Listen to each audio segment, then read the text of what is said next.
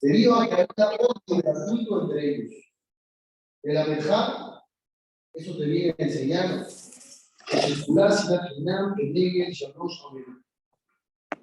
es equiparable la gravedad del odio gratuito con los tres pecados capitales. La historia que todo el mundo conoce, que ejemplifica el tipo de odio que había en esa época entre la gente, no la vamos a relatar a detalle porque todos la conocen, es la de Kamsá y Bar Kamsá. En términos resumidos, a Bar Kamsá, el invitado incómodo que no había sido requerido a la fiesta, lo corrieron del banquete, a pesar de que se ofreció a pagar toda la fiesta, lo corrieron. Cuando lo corrieron, cuenta la Gemara, este hombre estaba tan lastimado, tan herido, que fue con el imperio de Roma, se presentó con el César y le dijo: los Yehudí se han rebelado en tu contra. Le dijo: ¿cómo sabes? Le dijo: vamos a hacer una prueba, manda conmigo un corderito para que lo acepten en tu nombre. Es válido hacer corbanot, un nombre de un goy podía llevar corbanot. Vas a ver cómo no van a querer acercar esa ofrenda en tu nombre. Y esa es la prueba de que se han rebelado contra ti. En el camino, este hombre le hizo un pequeño defecto al animal, imperceptible para el ojo normal. Los jajamín dijeron: no lo podemos acercar. Hubo unos que dijeron: bueno, pues estamos en riesgo, todos vamos a acercarlo. Al final no lo acercaron. Fue la prueba contundente de que efectivamente el pueblo de Israel se había rebelado. Y a partir de ahí llegó la destrucción del Bet HaMikdash, porque el Imperio Romano mandó sus tropas y la historia es historia. Sin embargo, esto es inverosímil. Alguien, cuando ha escuchado esta historia, porque la han escuchado toda la vida, es la historia que nos cuentan desde el primero de primaria sobre la destrucción del Bet HaMikdash. Alguien se ha preguntado si en realidad superamos la ficción. Un individuo se fue a presentar ante el César de Roma, así tan fácil le dieron acceso, y dijo: los judíos se rebelaron contra ti, y por un corderito, sin mayor prueba, sin mayor investigación, mandaron a las tropas y destruyeron el templo sagrado. ¿Alguien alguna vez se preguntó si esto tiene sentido o si tiene lógica? Si lo analizamos 2 minutos, vamos a llegar a la conclusión de que esto no es posible. Llegara hoy un individuo y viaja, y quiere entrar a la Casa Blanca para dar un mensaje al presidente de Estados Unidos de que cierta comunidad se ha rebelado contra él. ¿Qué dirían? ¿Quién eres tú? ¿Quién te mandó? No tienes para nada autorización de entrar. Y tu palabra no vale nada. Y un corderito no sería una prueba contundente de nada. Se harían mayores investigaciones antes de desatar una guerra entre naciones. Pues no tiene lógica todo lo que cuenta la Gemara. La única respuesta la da Rabí Eliezer, el famoso jajam de Rabí Akiva. Dice unas palabras que podemos leerlas años y no darnos cuenta de lo que estamos diciendo. Dice Rabí Eliezer: mira qué grande, qué fuerte, qué intensa es la gravedad de avergonzar a alguien. Que si llega a Kadosh Baruj Hu Bar Kamsá, porque Dios ayudó a Bar Kamsá, Ejeribet Betó, destruyó su casa, Saraf et Ejaló, y quemó el lugar más sagrado del planeta. ¿Qué está diciendo Rabí Eliezer? La respuesta a todo lo que yo pregunté. Yo pregunté cómo era posible que un solo individuo logró una guerra, una destrucción, le dieron acceso, llegó al César, un corderito, nada parecía tener sentido. ¿Qué dice Rabí Eliezer? Dios lo ayudó. Aquí está la respuesta a todo. Hashem lo ayudó. ¿Y por qué lo ayudó a este hombre vengativo? A este hombre rencoroso. También le hicieron daño. ¿Pero quién le hizo daño? ¿Toda la nación? Una reacción desproporcionada de su parte. Aún así, dice Rabbi Eliezer, debido a que avergonzaron a esta persona, Dios tenía que calmarlo. Dios tenía que ayudarlo. Aún al costo tan grande de destruir el Bet HaMikdash, de quemar el lugar más sagrado del mundo. De ahí ya nos podemos dar cuenta la primera parte de la Gemara que leímos. Nadie hizo la pregunta, ¿cómo puede ser que el odio pese igual que el asesinato? Odiar a alguien y matarlo es lo mismo. Cometer idolatría o el odio es lo mismo. Adulterio y el odio es lo mismo. La Gemara dice pesan igual. ¿Cómo puede ser pesan igual? Pero de esta historia nos damos cuenta que nosotros tenemos los valores equivocados. Para nosotros, alguien que entra, por ejemplo, a una iglesia y se hinca, haríamos un escándalo bárbaro, tomaríamos medidas. ¿Qué hacemos con este hombre? Alguien que vemos que comete un asesinato a sangre fría, saca un revólver, le dispara a alguien en la cabeza, ¿qué haríamos? Inmediatamente reaccionaríamos. Pero cuando vemos que hay odio, se sienta alguien junto a ti y te dice, este cuate me cae mal. ¿Cómo reaccionas? Igual. ¿Haces un escándalo? ¿Tomas medidas? ¿Reaccionas? Es más, tal vez hasta le digas, a mí también me cae mal. O hasta le preguntes por curiosidad, ¿por qué? ¿Por qué te cae mal? ¿Qué tan pesado es? Llega uno de los Rishonim, Rabbeinu Asher, el Rosh, nada más para que se den una idea de quién era este Jajam. Rabbi Yosef Karo, el autor del Shulchan Aruch, para decidir las leyes para todo el pueblo judío, se basó en 3 Jajamim. Este es uno de ellos, el Rosh, Rabbeinu Asher. Y dice en el principio del tratado de P.A., estamos hablando de las mitzvot que uno come de sus frutos en este mundo y también le pagan en el mundo de la eternidad.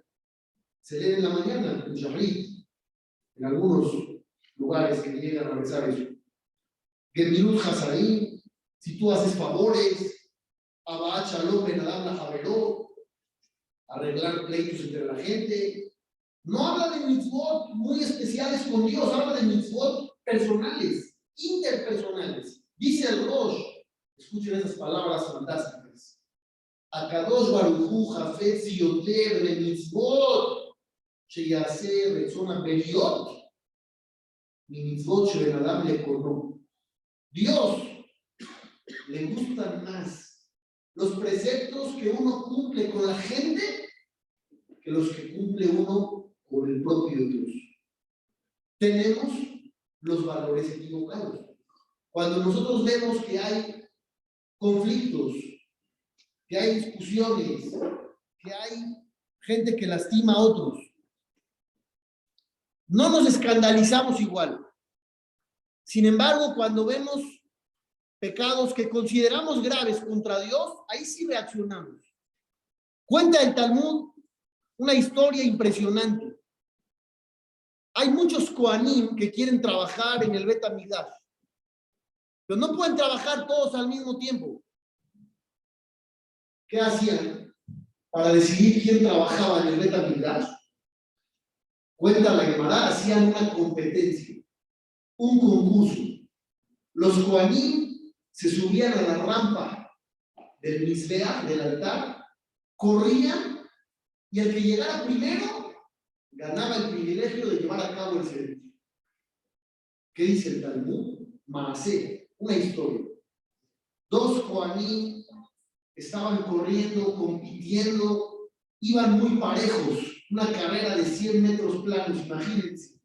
Iba uno codo a codo.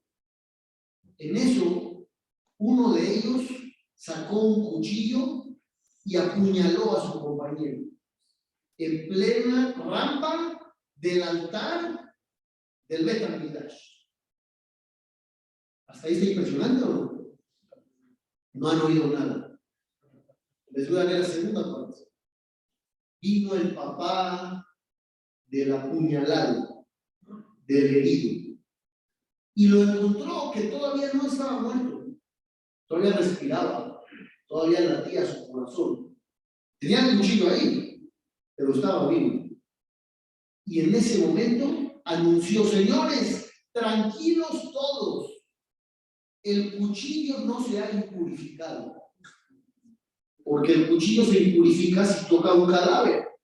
Pero como el muchacho está vivo, entonces el cuchillo no se ha impurificado. Tranquilos todos. ¿Cómo tranquilos todos? Es el papá del muchacho. Dice el Talmud: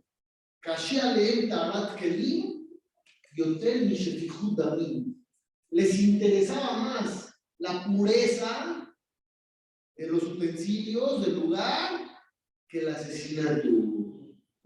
¿Y ellos qué creían? Que eran santiquín. El papá, ¿qué estaba diciendo?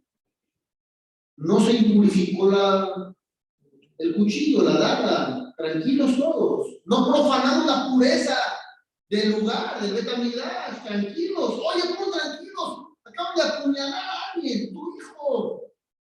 Dice la Gemara, tenían los valores equivocados. Uno puede creer 100 años de vida, que es un hombre de principios, que es un ser humano con valores. Y al final llegar arriba y que le digan: sí, sí tenías valores, pero ¿qué crees? No eran los correctos. ¿Cómo hoy nosotros andamos en este tema? La respuesta es obvia. No se ha reconstruido el Beit HaMikdash. Esa es una señal de que el tema no se ha arreglado. Pero nosotros somos gente tzadikim. Baruch Hashem, todos estamos aquí sentados, lamentándonos por el Beit HaMikdash. Podríamos estar en nuestras casas viendo series y estamos aquí. ¿Y si somos buenos o no? Somos buenos, geniales tal vez. Pero así estamos creyendo. La realidad puede ser completamente diferente. Nos faltan los valores adecuados. Maimónides, en una de sus cartas, recibe un recado de un converso. Un converso le escribe al Rambam, a Maimónides, y le dice: Jajam, por favor, denos una respuesta, aconséjenos. Estoy teniendo yo un converso, yo como converso estoy teniendo un pleito con un jajam. ¿Cuál es el tema que estamos discutiendo? Si los musulmanes se consideran o no idólatras. ¿Ustedes qué opinan? ¿Son idólatras los musulmanes? El Rambam decía que no. Este converso decía que no. Y el otro jajam decía que sí, que son idólatras. Entonces el converso recurre a Maimónides en una carta y dice: jajam, ayúdame a ganar esta discusión. Y le cuenta el converso dentro del relato: este jajam me está agrediendo y me ha dicho que soy un tonto. Me ha dicho que soy un tonto por pensar que los musulmanes no son idólatras. Le contesta el Rambam: dile a ese jajam que antes de pensar en el problema si los musulmanes son idólatras o no, tendría que estar más preocupado por tres cosas. Una, porque se enojó contigo y el enojo es un pecado. Número dos, te está avergonzando al ofenderte y te llamó tonto. Eso le debería de preocupar más a ese rabino que el tema de la idolatría. ¿Qué nos está diciendo el Rambam? Estos sí son los valores correctos. Pero no trabajaba en qué estaba pensando. Que estaba defendiendo la ley judía. Para él era idolatría y tiene que defender la postura de la Torá.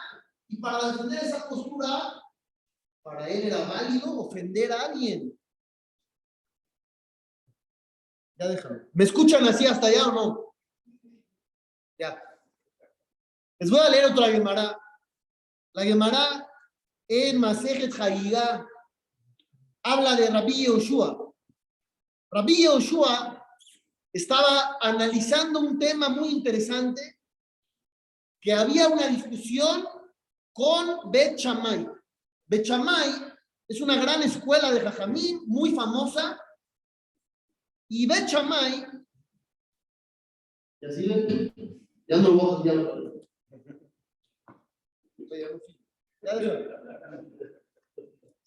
Bet Shammai habían dicho una postura alágica y Rabbi Yehoshua no estaba de acuerdo con ellos. ¿Qué hizo Rabbi Yehoshua? Dijo dos palabras fuertes. Boshni mi librejem. Me avergüenza lo que ustedes dicen, Bet Shammai. ¡Qué vergüenza que opinen así en un tema de Torah! Su argumento no tiene lógica. ¿Pero cómo lo expresó Rabbi Yehoshua?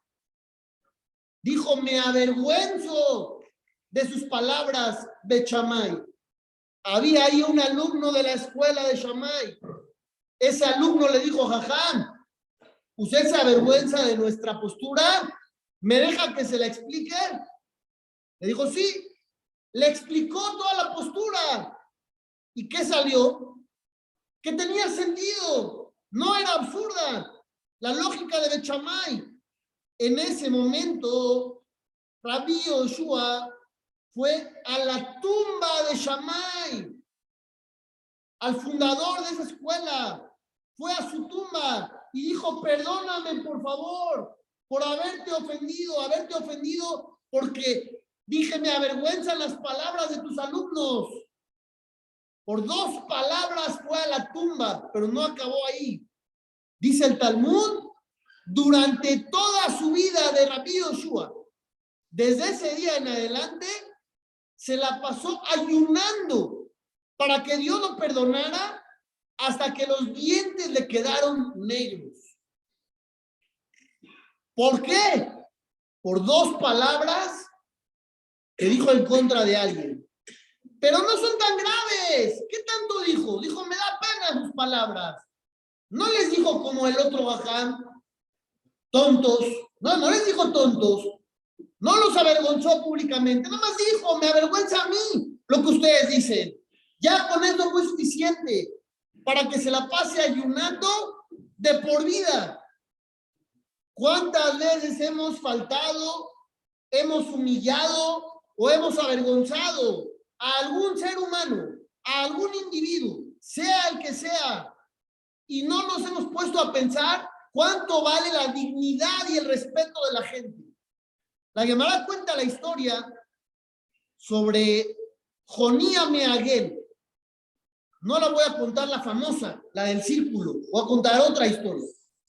Jonía Meagel, toda su vida, dice la Gemara, cuando leía Tehilim y llegaba al capítulo 126, sufría. ¿Qué dice ahí? Shira Maalot, a ver si le suena. Beshuv Hashem Echivat Zion, Ainu Keholmim. ¿Por qué le suena? Ahorita, ¿no? ¿De qué habla?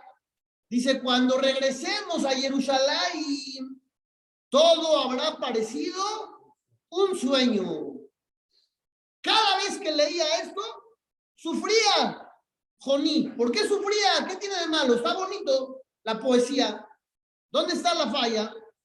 Preguntaba él, ¿cuánto duró el lapso entre la destrucción del primer templo y la construcción del segundo? 70 años. Sobre eso dice el versículo, cuando ya regresemos, después de esos 70 años, todo habrá parecido un sueño. Decía Joní, ¿qué acaso puede alguien dormir 70 años? ¿Por qué compara la Torá 70 años con un sueño? No hay nadie que duerma 70 años. Y por eso sufría. Dice el Talmud, en una ocasión estaba caminando Joní y vio a un hombre plantando un árbol. Y le dijo, oye, ¿qué estás plantando? Le dijo el tipo de árbol. Y le preguntó, oye, ¿cuánto tarda tu árbol en dar frutos? Le dijo, ¿sabes cuánto? 70 años. Le dice Joní, espérame tantito, ¿estás bien? ¿Estás bien? ¿Tú crees que vas a seguir vivo dentro de 70 años para ver los frutos de tu árbol? Le dice el hombre, tranquilo, no estoy loco. Yo llegué al mundo cuando ya había frutos. Se lo quiero dejar a las siguientes generaciones con frutos. Yo no lo voy a disfrutar, pero los siguientes, sí, por eso lo estoy plantando. Ok, Joní, dice la Gemara, escuchó la respuesta y se fue a un rincón donde estaba una cueva, comió, le dio sueño, se acostó a dormir. Cuando se levantó, ve a un hombre recolectando los frutos de ese árbol. Y se está volviendo loco Joní. Y le dice, ¿tú eres fulano, el que habló conmigo? Le dice, no, para nada, yo soy su nieto. ¿Cómo que su nieto? ¿Cuánto tiempo pasó? Empezaron a hacer las cuentas. ¿Cuánto había pasado? 70 años. Como él había dudado del versículo y había dicho, ¿quién puede dormir tanto? ¿Qué le hicieron del Shammai? Lo durmieron 70 años. No creo que 70 años haya quedado muy bien Joní. Imagínense el dolor de espalda después de tanto tiempo acostado. ¿Pero qué hizo? Después de darse cuenta que había estado dormido tanto tiempo, ¿qué hizo? Fue a su casa, fue a donde él vivía y empezó a preguntar, oye, ¿todavía vive mi familia? Le dijeron, mira, tu hijo ya no vive, pero tu nieto sí. Juli se volvió loco. No sabía qué hacer. Fue al Bet Midrash, a donde él estudiaba. Y justo cuando entra, hay alguien expresándose, diciendo, la clase de hoy estuvo tan clara, tan bonita, tan espectacular, como si hubiera sido dicha en la época de Joní. Él está ahí, escuchando eso. Se acercó y ¿qué les dijo? Yo soy Joní. Tú eres Joní. ¿De qué hablas? Imagínate hoy alguien que entre aquí al Bet Midrash y te diga, yo soy el Hafetz Haim. ¿Qué le dirías? ¿Te tomaste tus pastillas? ¿Estás bien? ¿Te acompaño? ¿Le hablamos a alguien? Joní dijo, yo soy Joní. Nadie le creyó. En ese momento, dice el Talmud, se deprimió, pidió tefilá para morir. ¿Por qué se deprimió? ¿Por qué pidió morir? Vamos a suponer que no le creen que es Joní. Ok, ¿qué hubiera hecho? Adopta una nueva identidad, que se ponga otro nombre y siga la vida. O que les dé una clase y les demuestre que él sí es. No lo sé, pero ¿por qué pedir morir? Dicen los jajamín, porque todo ser humano necesita ser valorado y reconocido. Y cuando él se dio cuenta que la gente no lo valora, creen que es un demente, para él la vida ya no valía nada. Yo una vez hablé con una persona, eso no lo he contado mucho, lo conté a pocas personas, que me dijo que estaba teniendo problemas con sus propios padres. Ustedes no se sorprenden, dicen, bueno, muchas familias tienen hijos y problemas, o cuando están adolescentes. ¿Por qué Dios mandó la rebeldía en la época de la adolescencia? ¿Alguien sabe? Porque ya te encariñaste con ellos. Si hubieras mandado esa rebeldía antes, los hubieras mandado a volar. La mandó ya después, ya te encariñaste, ya lo aguantas. Me está contando los problemas que está teniendo con sus papás y me dice una frase que me dejó helado, congelado, petrificado. Me dijo, ¿sabe qué me dijo mi mamá la última vez que nos peleamos? Dije, ¿qué? Me dice, estoy arrepentida de no haberte abortado. ¿Ustedes pueden creer que lo que yo estoy contando es real o lo estoy inventando? Si yo fuera el público, diría, está inventando. No puede ser. No puede haber una persona que diga eso, una madre que diga eso. ¿Pero qué creen? Es real. Otra persona se acercó conmigo. Tiene casi 50 años. Lágrimas. Llore y llore. Me dijo, no tengo amigos. No tengo a nadie. Está separado. Sus papás no hacen clic con él. No tengo a nadie en la vida. Mis únicos compañeros son la gente con los que trabajo. Así me dijo. ¿Creen que es real? ¿Creen que es real o no es real? ¡Real! ¿Qué pasa con nosotros? ¿Por qué no hemos aprendido nada? Cada año escuchas las mismas clases y las mismas derashot y el Bet Hamikdash que nos hace falta y que perdimos y a ver si sentimos. Ya olvídense. Nunca vamos a entender qué perdimos. No vimos el Bet Hamikdash, no sabemos qué era, pero lo que sí sabemos es que es algo bueno y que si reparamos lo que tenemos que reparar, vamos a estar bien, pero no le ponemos atención. Jajam Ovadia Yosef, una historia que contó uno de sus alumnos. El Jajam daba clase Mozae Shabbat, sábado en la noche, una clase que se transmitía vía satélite a todos lados del planeta. En una ocasión, Jajam Ovadia Yosef termina la clase y en vez de irse, como siempre, por la puerta de salida, empezó a caminar hacia el público. Se acercó con uno de sus alumnos. Le dijo, Meir, ¿cómo estás? Le dijo, Jajam, Baruch Hashem, Akol Beseder. Todo bien, Jajam. ¿Qué contesta uno hoy? Hola, ¿cómo estás? ¿Qué dices? Todo bien. No, tal vez no está todo bien, pero ¿qué le dices? Todo bien. Tal vez él ni quiere saber cómo estás. Es una pregunta de pasillo, de trámite. Le dice, Jajam, todo bien, Baruch Hashem. Le dice, no, no está todo bien. Algo pasa, dime la verdad. Le dijo, Jajam, Baruch Hashem, Beseder. Gracias a Dios, todo bien. Le dice el Jajam, mira, no me mientas. Durante la clase hice un chiste, todo el mundo se carcajeó y tú no te reíste ni siquiera. Algo tienes. Se volvió loco el alumno. Dijo, ¿cómo? Hay cientos de asistentes. Y el Jajam se dio cuenta que cuando él dijo un chiste, no me reí y por eso se preocupó y vino a preguntarme. Le dijo, Jajam, le voy a decir la verdad. No estoy bien. La verdad, no estoy bien. Le dijo, mi esposa tiene muchos miedos. Desde que dio a luz, no está tranquila. La atacan miedos. No podemos vivir. Todo el tiempo estamos tensos, tristes, preocupados. Y no son miedos reales. Ya no sé qué hacer, Jajam. Mi vida no es vida. Le dijo el Jajam a toda la gente que lo estaba rodeando. Por favor, déjenos pasar. Nos vamos a retirar él y yo solos. Salieron del lugar. Le dijo el Jajam, ¿está tu esposa ahorita en tu casa?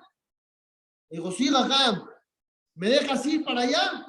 ¿Vamos? ¿Vamos a tu casa ahorita? ¿Cómo? ¿Usted va a venir a mi casa? Jajam Ovadia Yosef. Le dijo, ok. Fueron a la casa. El marido rápidamente le dice a la esposa, ¿quién crees que está aquí? El Jajam Ovadia Yosef. La esposa salió, se sentaron en la sala.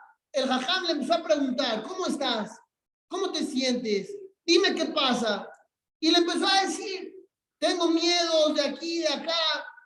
Dice la historia, el alumno cuenta, el Jajam le empezó a decir todos los temas de la Torá referentes al miedo y cómo eliminarlos.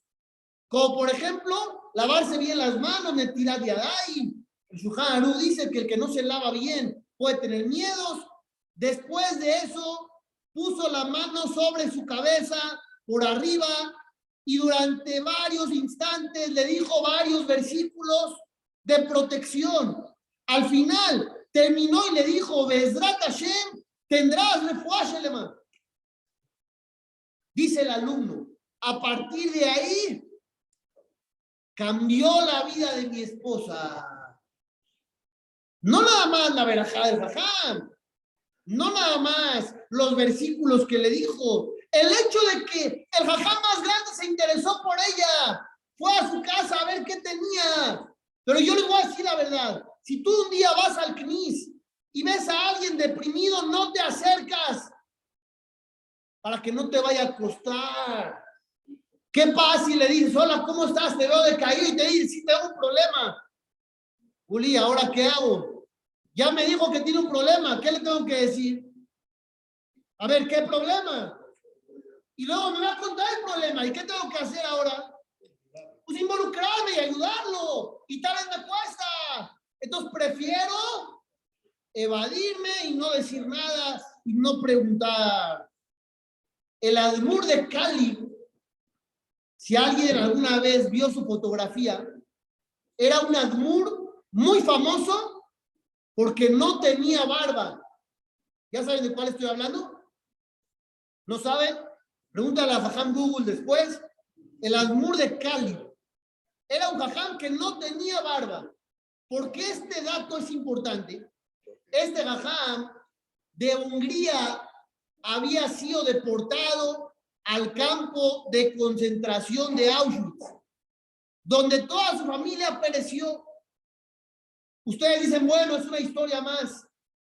El doctor Mengele, el llamado ángel de la muerte, lo agarró para hacer experimentos con él. A partir de ahí, ya no le crecía barba por los químicos que le habían metido en el cuerpo y también lo dejaron estéril. No pudo tener hijos. Sobrevivió, fue a Israel, formó toda una escuela, un movimiento. Antes de morir, dijo el Rab, quiero transmitir un último mensaje. Sobreviví a Auschwitz, sobreviví a Mengele, me salvé de los crematorios, pero ahora ya me llaman en el cielo. Sin embargo, quiero dejar un mensaje para toda esta generación. Cuando nos mataron en la Shoah, nos mataron a todos juntos. No hacían diferencia entre judío y judío. Al que era rico, lo mataban. Y al que era pobre, también lo mataban. Y al que era guapo, lo mataban. Y al que era feo, lo mataban. Todos eran lo mismo. Para los nazis, todos éramos iguales. ¿Por qué no hacemos lo mismo hoy que estamos vivos y nos unimos todos como si fuéramos todos iguales? Llegó el momento de unirnos. Esas fueron las últimas palabras del Admur de Cali. ¿Quién piensa en esto todos los días? 1 en 1 millón. 1 en 1 millón. Yo quiero saber quién de ustedes no duerme tranquilo porque sabe que hay una familia que están peleados. ¿Eso les quita el sueño? Dígame la verdad, ¿les quita el sueño? No. Había un jajam, se llamaba Rab Chaim Mitzantz. Este Rab dijo, no entiendo cómo los ricos pueden dormir en las noches. Le preguntaba a jajam, ¿por qué? ¿Qué tiene de malo que los ricos duerman? Dice, no lo entiendo. Ellos saben que hay gente que no tiene para comer y saben que a ellos les sobra. ¿Cómo pueden dormir en las noches? Así decía Rab Chaim Mitzantz. ¿Y nosotros qué hacemos? Nos enteramos que alguien tiene un problema y ¿qué decimos? Bezrat Hashem. Bezrat Hashem. Dios lo va a ayudar. No, Dios lo va a ayudar. Dios te lo mandó a ti para que tú lo ayudes y tú lo regresas con Dios. ¿De qué me estás hablando? El Zohar HaKadosh dice que a veces, cuando hay un decreto negativo sobre alguien, Hashem lo deja pendiente y dice, vamos a darle una oportunidad antes de mandarle el decreto. ¿Y a quién le manda? A un necesitado. Si a ese necesitado lo ayuda, le quitan el decreto negativo. Es una oportunidad y nosotros lo vemos como una carga.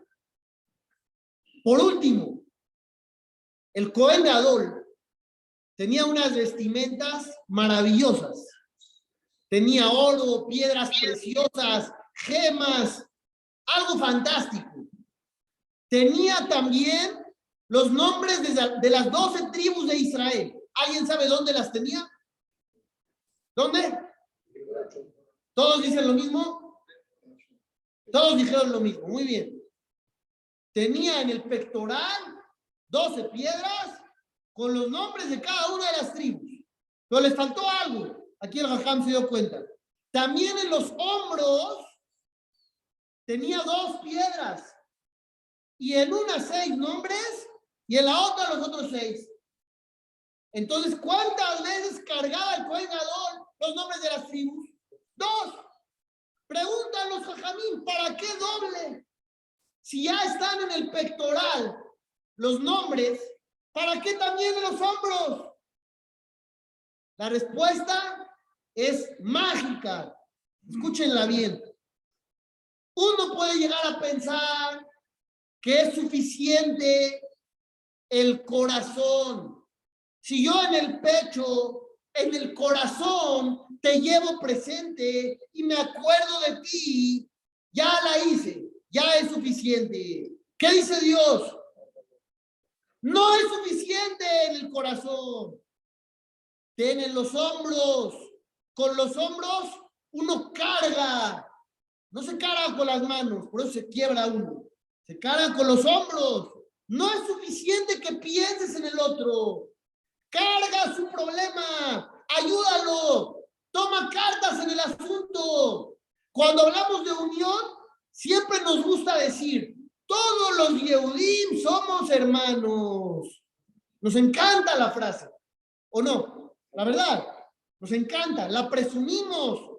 Cada vez que nos topamos con alguien y ese alguien te dice, ustedes son increíbles, todos se ayudan y tú te vas feliz, con una sonrisa de oreja a oreja.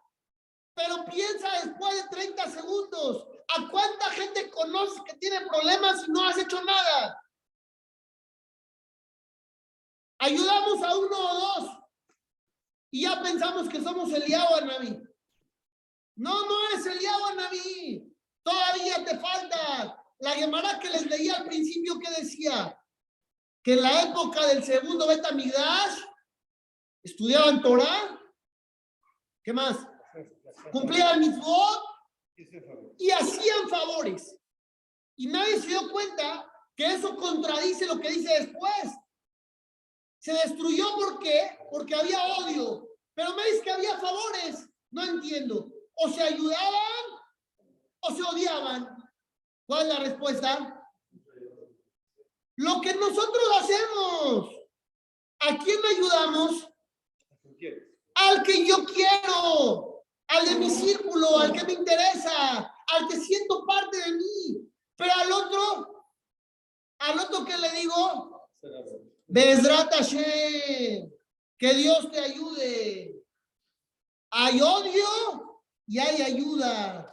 Pensemos nosotros un poquito, ya no en lo que perdimos y las tragedias y los pogromos o todo lo que había en Tisha B'Av en varias épocas. Pensemos cómo revertir todo eso. ¿Qué podemos hacer para mejorar las cosas? Ese tendría que ser el pensamiento clave en Tisha B'Av. Tisha B'Av es un día que todo el mundo odia. La verdad. ¿Saben cuántas preguntas me llegaron hoy? Jajá, ¿me puedo bañar? No. Jajá, lavar los dientes. Bueno, así. Jajá, ¿puedo trabajar? Jajá, ¿puedo viajar? Jajá, ¿puedo? Tranquilos, son 24 horas. Pero a nadie le gustan. Queremos que pasen rápido, ya que se acaben y seguir la vida normal. Pero no se trata de eso. Dice Maimónides, los días de ayuno no son para conmemorar los errores de nuestros ancestros. Eso no tiene sentido. Ellos se equivocaron y nosotros ayunamos. Dice el Rambam, nosotros ayunamos porque esos errores de nuestros ancestros los seguimos cometiendo nosotros. Por eso ayunamos, por nuestros pecados, no por los de ellos.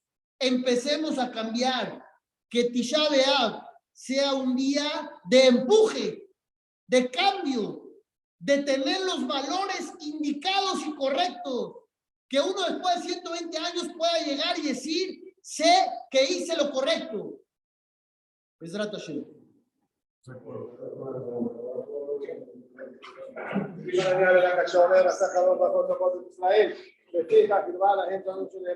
אדוני חפץ למען צדקו יקדים תורה וידיר.